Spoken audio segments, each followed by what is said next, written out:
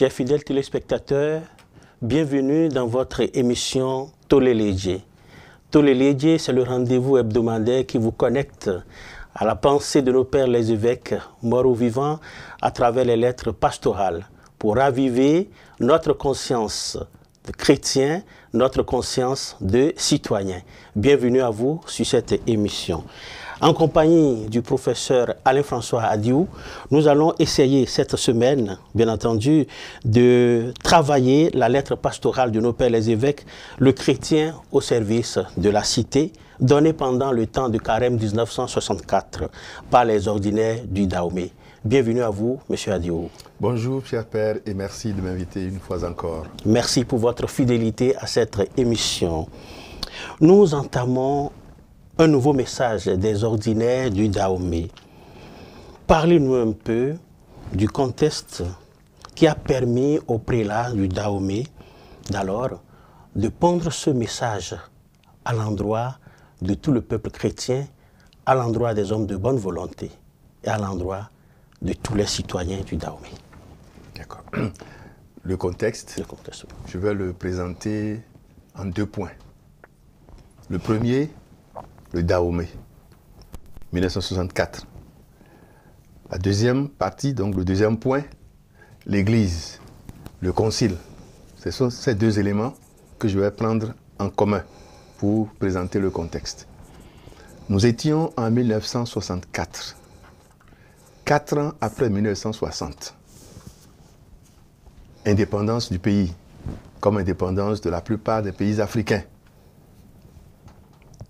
1964, au niveau de l'Église catholique, un grand rassemblement des évêques et des supérieurs de différents ordres religieux, plus des spécialistes invités à Rome, dans le cadre du 2e concile œcuménique. Concile ouvert par le pape Jean XXIII, qui décéda entre-temps, et clôturé par le pape Paul VI. Voilà donc les 2 composantes de notre contexte. 1960, indépendance du Bénin, du Dahomey. 1964, 4 ans seulement.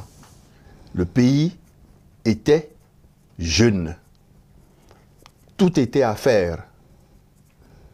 Même les autorités mises en place cherchaient leur marque, parce qu'on sortait de la gestion coloniale pour la gestion par nous-mêmes.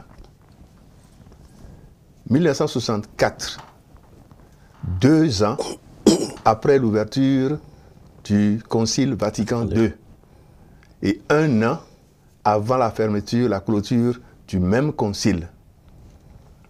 Nos pères les évêques, ils étaient au niveau du monde, ils étaient 2908 à être invités de par le monde. C'est le tout premier grand rassemblement.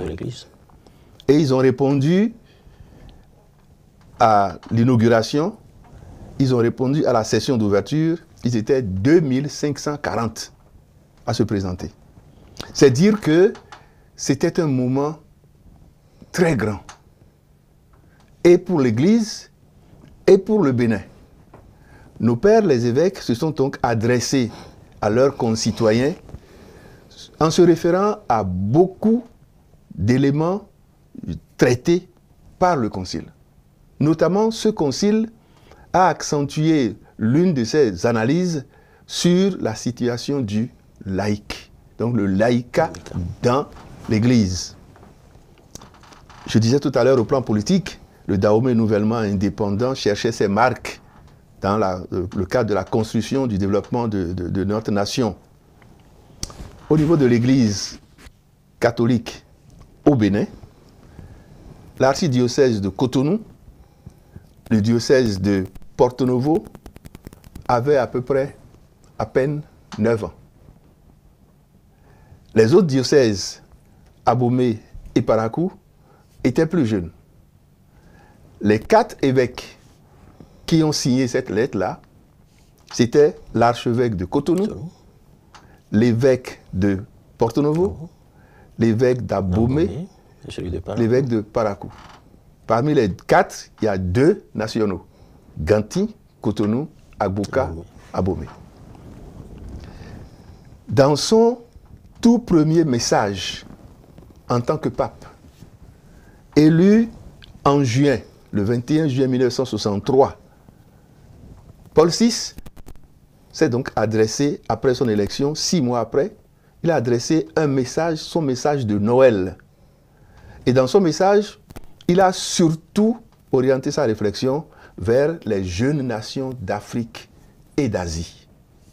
Donc vous comprenez, chers pères, que nos pères, les évêques, ont donc tiré l'essentiel de leur message, de ce message du pape Paul VI et de ce que le Concile Vatican II produisait comme richesse en direction des laïcs.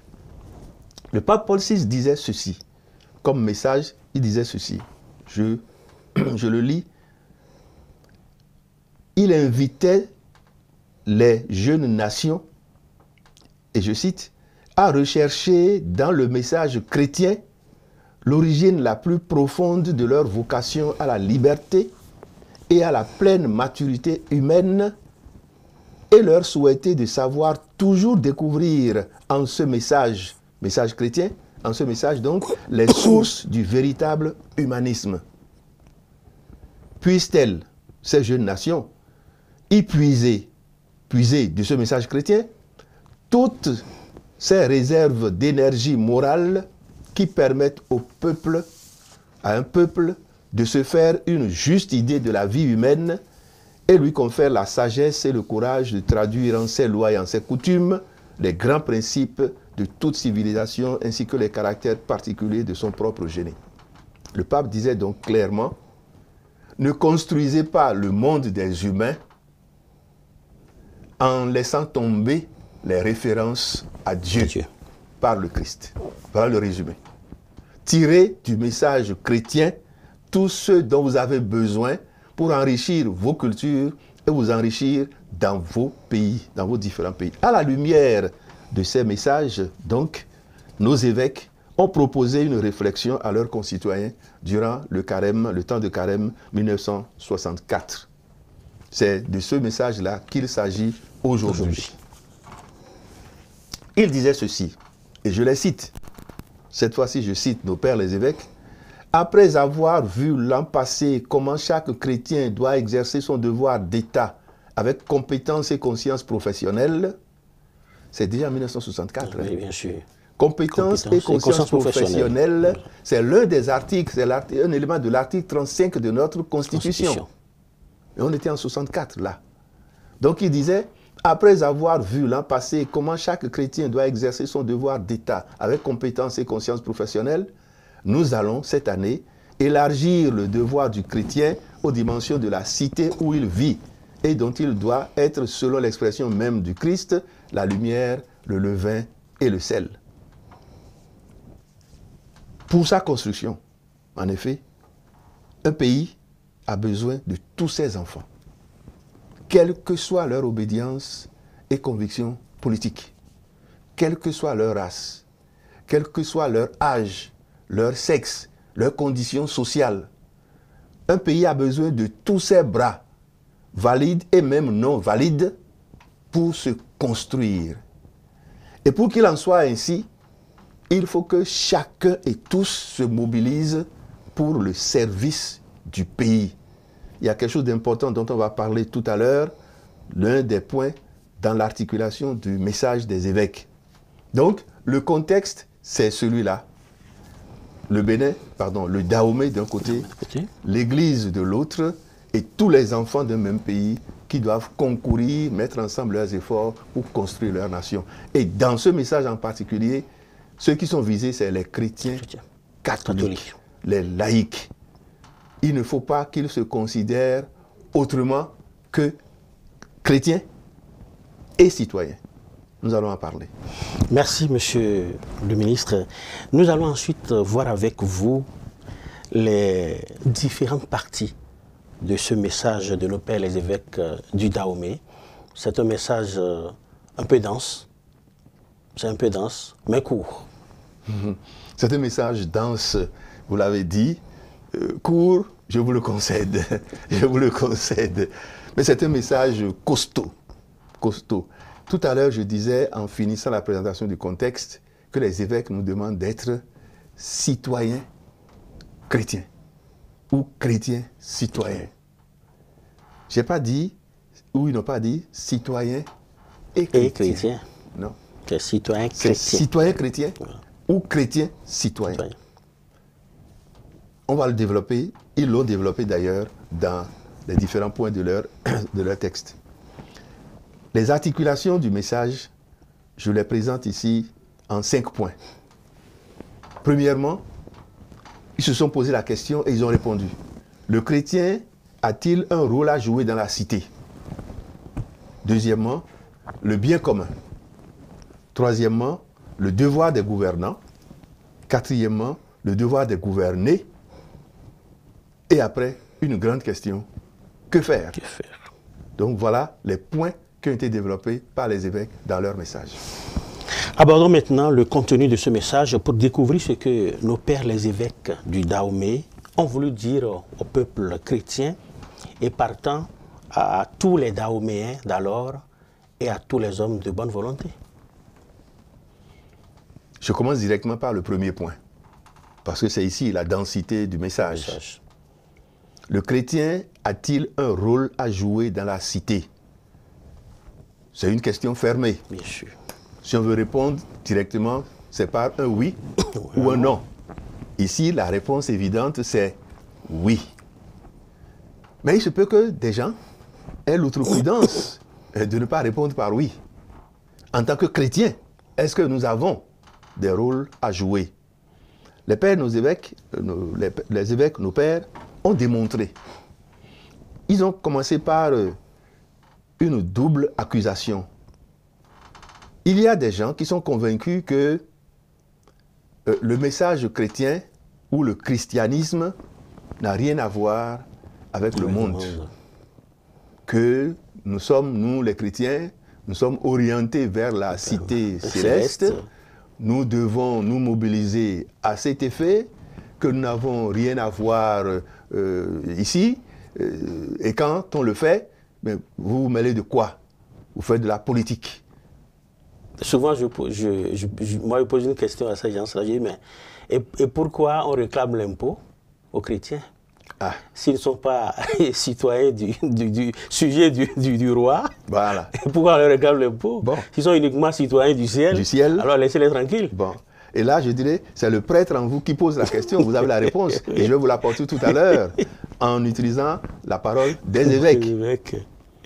La deuxième accusation, si on peut parler d'accusation ici, c'est des chrétiens notamment qui disent « Ah non, non, non, non, non, non, non. Nous devons simplement nous occuper de tout ce qui est chrétien. » C'est-à-dire qu'on va à la messe, on n'a rien d'autre à faire, nous devons nous préoccuper de notre état de péché. Donc ces deux positions-là, ce sont des accusations. Les pères, nos évêques, disent c'est une façon de voir, une façon simpliste de voir le christianisme. Le chrétien, et il démontre, le chrétien est homme. Et en tant qu'homme, rien d'humain ne peut lui être étranger. Il est donc dans le monde. Il est appelé à vivre et à se sanctifier dans le monde. La vocation première de tout chrétien laïque, c'est se sanctifier dans le monde.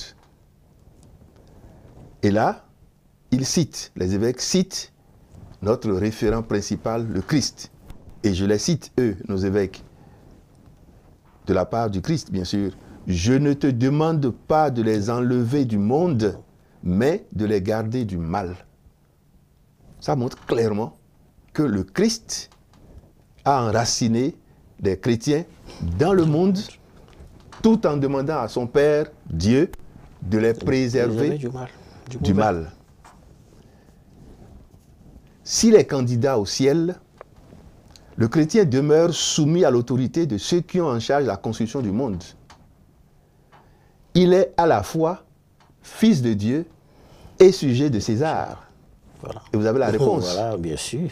Il est sujet de César et fils de Dieu. Et c'est pourquoi il doit rendre à César ce qui est à César et à Dieu ce qui est à Dieu. Cette double casquette ou cette double responsabilité situe pleinement le chrétien dans le monde et le situe comme aspirant au royaume du ciel.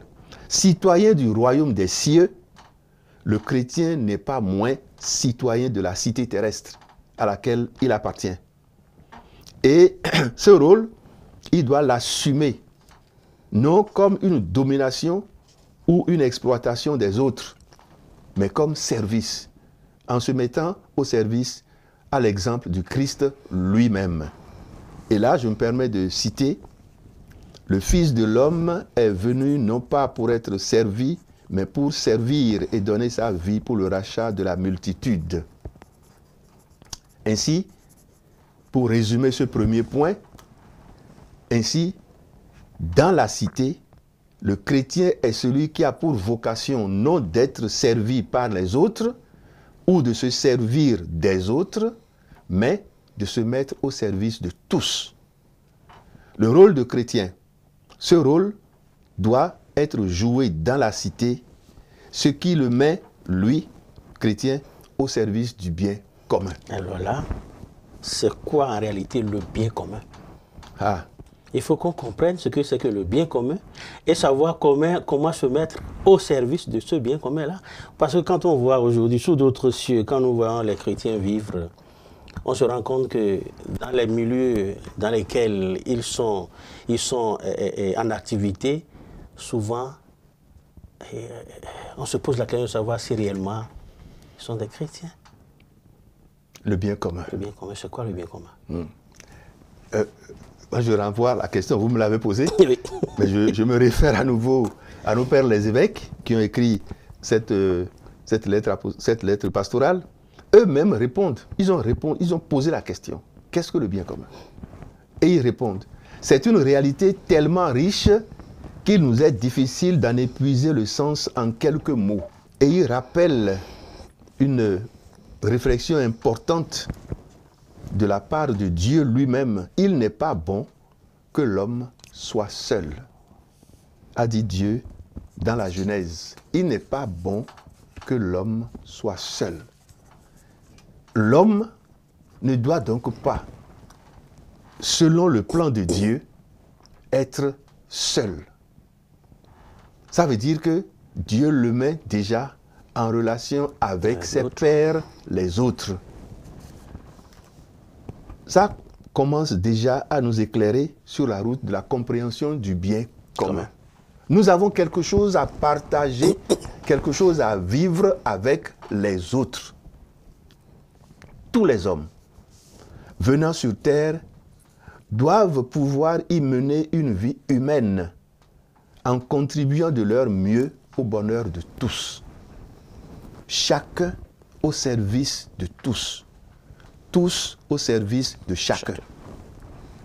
L'homme a besoin de se nourrir, de s'habiller, de s'abriter, de circuler, de travailler, d'échanger le fruit de son travail avec d'autres hommes. Il a besoin de s'associer librement avec d'autres hommes,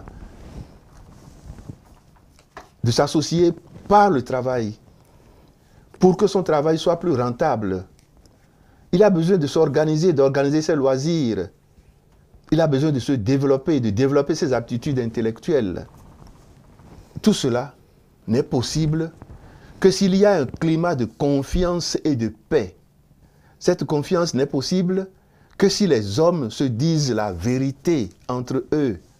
Et il n'y aura pas de paix, il n'y aura pas de paix tant que les droits de chacun ne seront pas respectés, tant que chacun n'accomplira pas mieux son devoir. Nous sommes en lien, en relation étroite, indissoluble les uns avec les autres. Nous dépendons, nous sommes des êtres sociaux, sociables. Nous ne sommes pas des individus, nous sommes des personnes. Les évêques l'ont rappelé. Tout ceci, tout ce que les évêques viennent de dire, s'habiller, se nourrir, s'abriter, etc., ils disent, tout cela, biens matériels et autres, à la disposition de tous, organisation et développement de la cité, vérité, justice, paix, tradition, relation avec Dieu, c'est tout cela que nous voulons mettre sous le thème de bien commun. Donc le bien commun, c'est ce qui fait de nous des êtres en relation positive et enrichissante avec les autres. Ainsi compris, le bien commun devient une application particulièrement efficace de la loi nouvelle apportée par le Christ. Aimez-vous les uns les autres. Le chrétien sait que les hommes ont une commune origine, une destinée commune, et que Dieu leur a attribué en commun la jouissance du monde qu'il a créé. Alors pour lui, chrétien, aimer son prochain ne peut signifier autre chose que de lui permettre de vivre une vie pleinement humaine dans l'égalité des droits et la fraternité avec tous les autres humains, tous les autres hommes. On peut se poser des questions. En avons-nous conscience? Nos différentes formes d'égoïsme peuvent-elles encore se justifier si nous prenons conscience que nous ne sommes rien sans les autres? Les évêques avancent. Le bien commun n'est pas une somme de toutes les richesses d'un pays, mais leur juste répartition dans toutes les couches de la société. Et c'est pourquoi, disent-ils, si chaque citoyen peut être dit à son niveau responsable du bien commun, il n'en demeure pas moins vrai que les premiers et principaux responsables sont ceux qui sont placés à la tête de la cité pour en promouvoir le développement, pour y sauvegarder la justice et le droit. J'ai essayé de résumer le bien commun. Vous avez posé la question et elle est fortement ancrée dans la lettre des évêques. C'est l'occasion pour moi d'inviter les téléspectateurs, les citoyens, les chrétiens, tous les hommes de bonne volonté, puisque le titre de l'émission c'est Tolélégié, prends et lis. Je me permets, à votre lieu et place, de les inviter à aller prendre et lire. Prendre quoi? Prendre la lettre pastorale qui parle donc de la place du laïc dans la cité. Il y en a dans les lieux indiqués, qu'ils aillent chercher la lettre, qu'ils la lisent, et cela leur permettra d'approfondir leur connaissance du bien commun. Alors, chers amis, vous êtes donc invités à aller vous procurer cette lettre pastorale-là pour mieux approfondir la notion du bien commun. Mais pas seulement cette lettre pastorale, mais toutes les lettres pastorales de nos pères les évêques, parce que c'est une émission qui est destinée à cela. Mais il va falloir que chaque téléspectateur, chaque fidèle chrétien, chaque homme de bonne volonté soit en possession de ces documents-là pour mieux comprendre ce qu'on est en train de développer. Monsieur le ministre, je vous laisse continuer. Je vais aborder maintenant le troisième point développé par les évêques dans leur message. C'est le devoir des gouvernants. Je me permettrai de coller le plus possible à leur message. Les évêques disent, et ils ont raison, le pouvoir de gouverner n'est donné qu'en vue d'assurer le bien de tous. Envisagé comme il se doit, le pouvoir ne peut être considéré que comme un service. Ceux qui sont à la tête du pays ne sont à cette place que grâce à la volonté du peuple qui leur a confié un service. Aussi doivent-ils considérer comme un grave devoir de justice de respecter la mission qui est la leur, promouvoir le bien de tous. L'homme qui est placé à la tête des autres se trouve affronté très facilement à la tentation de donner, à la tentation de dominer les autres et de les exploiter. Revêtu d'autorité, il se croit unique, indispensable. Entouré de flatteurs, son attention n'est éveillée que sur les aspects positifs de son œuvre, et bientôt toute critique l'irrite comme une injustice et une offense. Ou bien, écrasé par l'ampleur de la tâche qu'il doit affronter, il est tenté de faire passer avant le travail ingrat de la construction nationale des réalisations de prestige qui le confirment dans sa volonté de puissance. Ou bien encore, il se laissera accaparer par ceux qui l'ont mis en place, partis politiques, tribus, races, familles, et déviera au profit d'une minorité ou à son propre profit, ce qui doit servir au bien de tous. Les hommes qui sont à la tête de nos sociétés, que les citoyens ont placés, sont et doivent être des serviteurs, les premiers serviteurs. Mais généralement, ce n'est pas ça que nous observons. Pour le gouvernement, travailler au bien commun consistera à établir un ordre de priorité, à opérer des choix toujours délicats et parfois douloureux, à accepter l'isolement, toutes choses que nous n'arrivons pas à faire. Un gouvernement fort n'est pas celui qui fait taire toute critique et remplace le dialogue par la force de la politique, par la force de la police. Donc vous voyez, les pères, nos évêques, ont analysé la situation point par point. Après le rôle des gouvernants, il y a le rôle des gouvernés. Et puis maintenant, le que faire? Qu'est-ce qui doit être fait? Ils ont proposé des pistes et nous allons y revenir prochainement. Merci beaucoup, monsieur le ministre. Je crois que ce contenu est suffisamment dense pour qu'on puisse y consacrer une seule émission. L'émission prochaine, on va démarrer d'abord par la suite du contenu du message avant que de nous étendre sur les autres aspects de ce message-là. Merci à vous pour votre aimable attention, chers téléspectateurs. Merci à vous, monsieur le ministre. Merci de nous avoir aidé à fouiller davantage le contenu de ce message de nos pères les évêques chrétiens au service de la cité en date du Carême 64.